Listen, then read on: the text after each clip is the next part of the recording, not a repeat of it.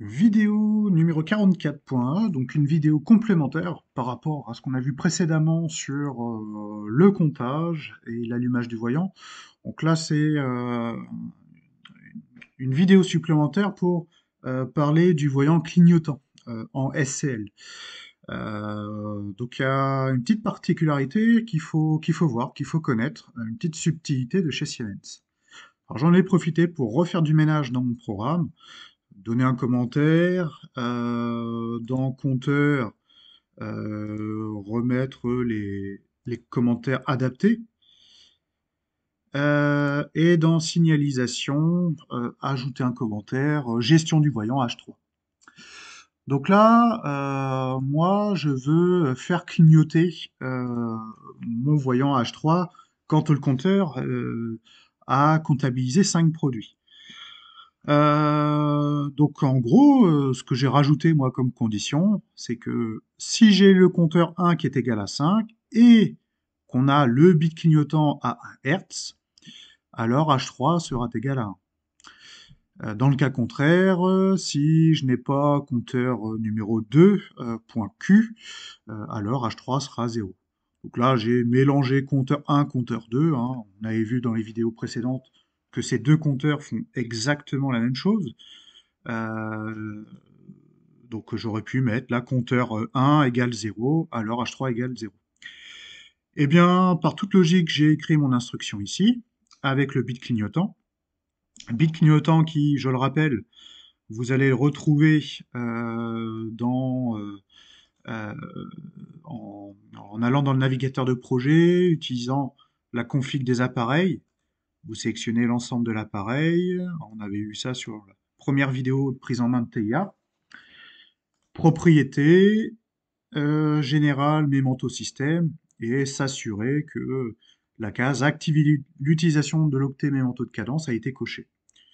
Et moi, j'ai utilisé le M0.5 qui correspond au clignotement sous 1 Hz, donc clignotement d'une seconde.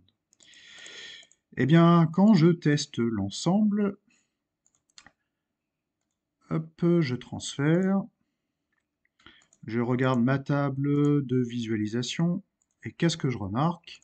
Bah, que le clignotement marche pas.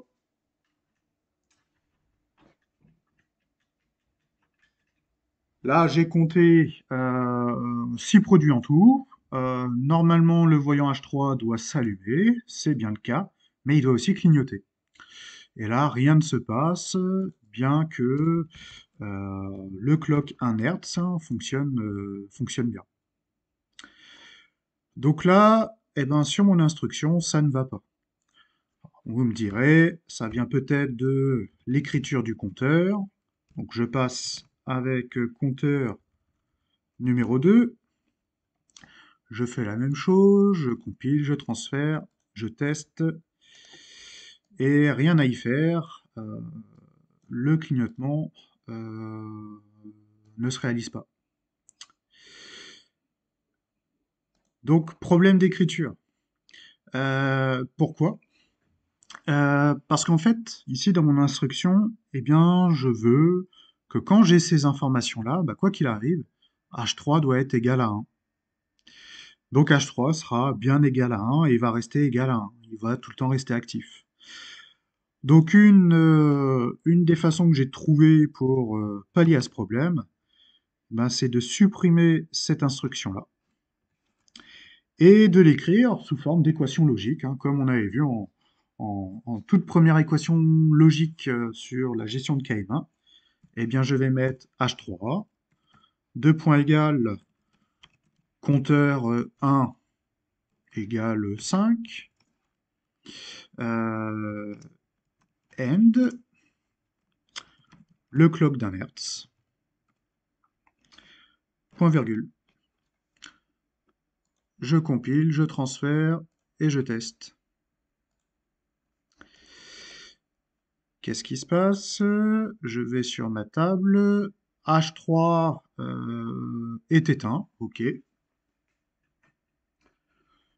Je comptabilise. 1, 2, 3, 4 et 5. Et là, bah, mon bit Q0.4, donc mon voyant H3, se met bien à clignoter. donc sous même fréquence hein, que le clock 1 Hz. Donc là, bah, si je veux adapter un clignotant en langage SL, je vais être obligé d'écrire sous cette forme. Bien sûr, j'ai mis compteur numéro 1, j'aurais mis compteur numéro 2, point QU, ça aurait fait exactement la même chose.